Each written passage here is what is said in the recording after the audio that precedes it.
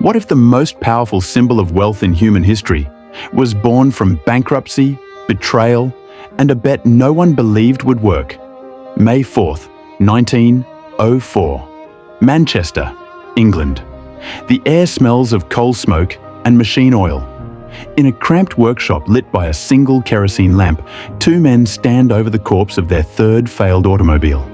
Henry Royce, a 41-year-old electrical engineer with hollowed cheeks and borrowed money, stares at the engine that just seized. Again. His hands are shaking. Not from cold, from hunger. He hasn't eaten in 2 days. His company, Royce Limited, is hemorrhaging cash. His creditors are circling. His investors have walked away.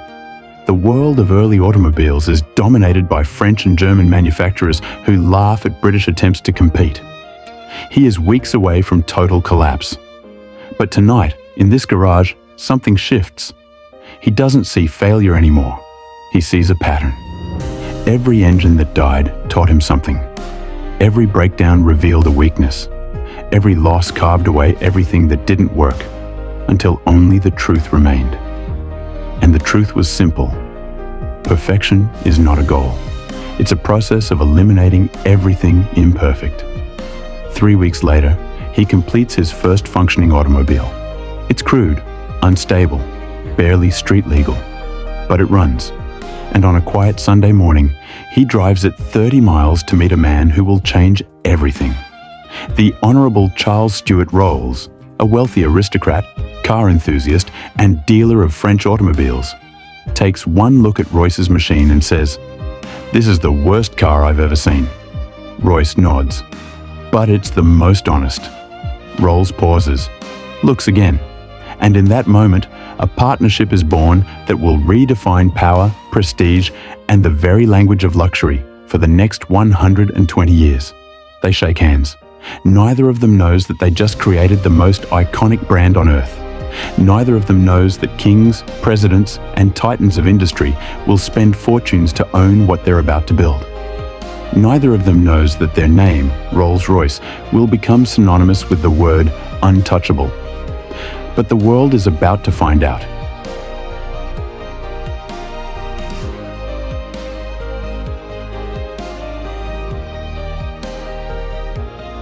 Frederick Henry Royce was not born into privilege. He was born into survival. At age 9, his father died, leaving the family in poverty. Henry sold newspapers on street corners, delivered telegrams, worked 14-hour days as a railway apprentice for less than $1 a week. While wealthy boys studied Latin in boarding schools, Henry studied hunger. And hunger teaches things textbooks never will. It teaches you that nothing is given. That comfort is a lie. That survival belongs to those who outthink, outwork, and outlast everyone else. By 20, he had taught himself electrical engineering, not in universities, those were for the rich, but in borrowed books, late-night experiments, and relentless obsession. By 30, he had started his own company manufacturing electric cranes and dynamos. By 40, he was nearly bankrupt. The market was flooded. Competition was brutal. His health was failing. And then he saw the automobile. In 1903, cars were luxury toys for the wealthy. Unreliable, dangerous, temperamental. They broke down constantly. Engines overheated. Parts failed. Mechanics were glorified. Horse groomers trying to understand machines they couldn't fix. But Royce saw something others didn't. He saw engineering chaos masquerading as innovation. And chaos, he knew, was just order waiting to be discovered. He bought a second-hand French car, a Decauville, and drove it exactly once before it broke down. Most men would have cursed it, returned it, given up. Royce disassembled it, piece by piece, bolt by bolt, every wire, every gear, every inch of metal. He studied it like a surgeon studies a body. And then he began to rebuild it, not as it was, but as it should have been. He re-engineered the crankshaft, redesigned the ignition, improved the cooling system, perfected the balance.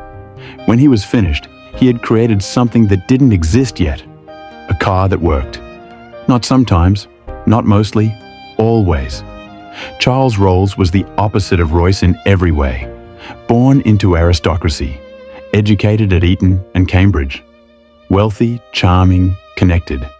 He loved speed, adventure, risk. He raced cars across Europe, flew hot air balloons, lived like a man who had never known the word no. But beneath the champagne and confidence, Rolls had a problem. He was selling French cars to British aristocrats, and the cars kept breaking. His reputation was suffering. His business was fragile. He needed something British, something reliable, something that wouldn't humiliate him every time a Duke's car caught fire on the side of the road. When a mutual friend told him about a stubborn electrical engineer in Manchester who had built the best car no one's ever heard of, Rolls was skeptical. But he went anyway, and when he drove Royce's car for the first time, everything changed. It was smooth, silent, stable. It didn't rattle, didn't smoke, didn't scream like the French machines. It purred. Rolls looked at Royce and said, "I'll sell everything you can build, but only if we put both our names on it." Royce, exhausted and desperate, agreed. On December 23, 1904, Rolls-Royce Limited was officially formed. The world didn't notice, yet.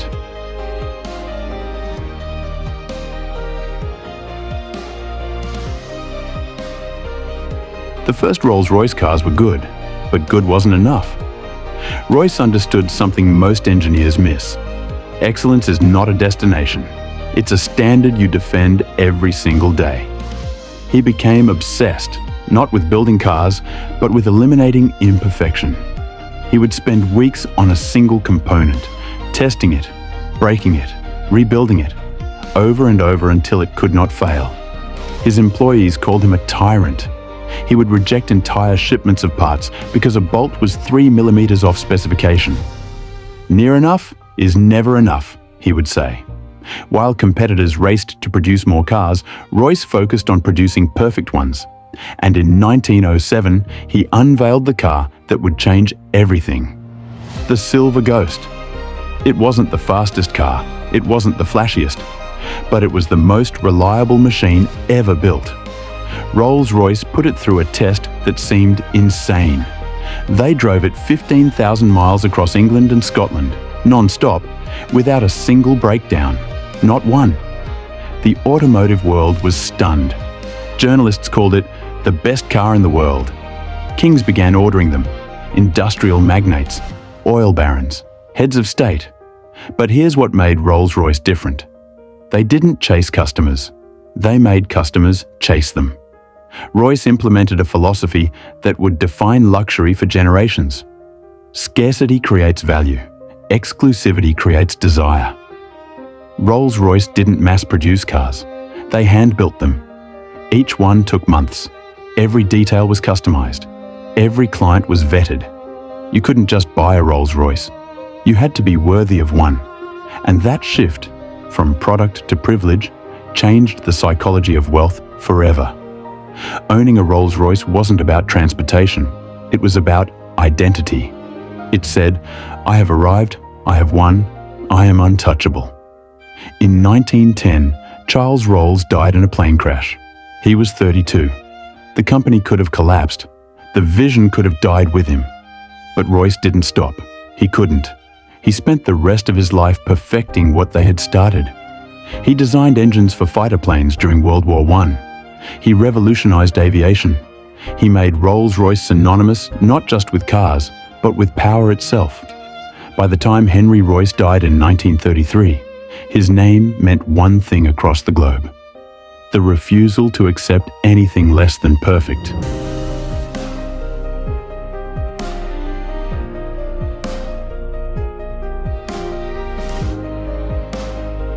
Here's the revelation most people miss. Rolls-Royce didn't sell cars. They sold transformation. When you buy a Rolls-Royce, you're not buying metal and leather. You're buying proof. Proof that you made it. Proof that you survived. Proof that you earned the right to be in a room where only winners exist. That's not materialism. That's psychology. The brand has survived wars, recessions, ownership changes, and a century of competition. And yet, it remains untouchable. Why? Because Rolls-Royce understood the ultimate secret of luxury. The product is not the point. The standard is. Anyone can build a fast car. Anyone can build a pretty car. But building a car that represents the pinnacle of human achievement, that takes obsession, sacrifice. A refusal to compromise that borders on madness. And that's what separates legends from everyone else. Today, a new Rolls-Royce costs between $350,000 and $500,000. Custom models, millions. And yet, the waiting list is years long. Because luxury isn't about having money. It's about having earned the right to spend it on something that reflects who you became in order to afford it.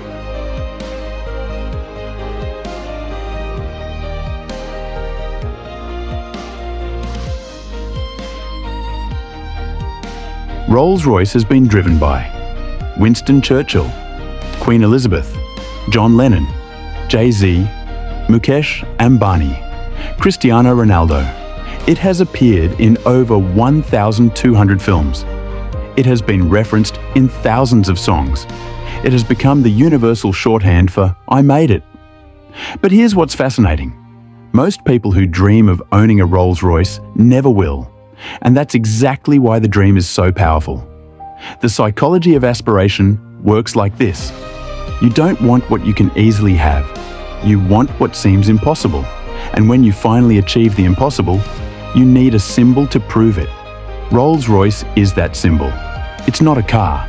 It's a monument, a trophy, a declaration carved in steel and leather that says, "I refused to quit when the world said I couldn't win."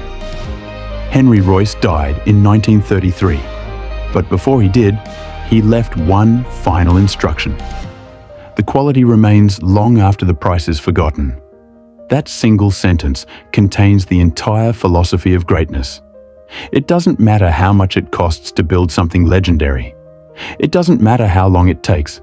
It doesn't matter if people laugh, doubt, or walk away. What matters is the standard you refuse to lower. What matters is the obsession you refuse to abandon. What matters is the vision you protect when the entire world tells you it's impossible.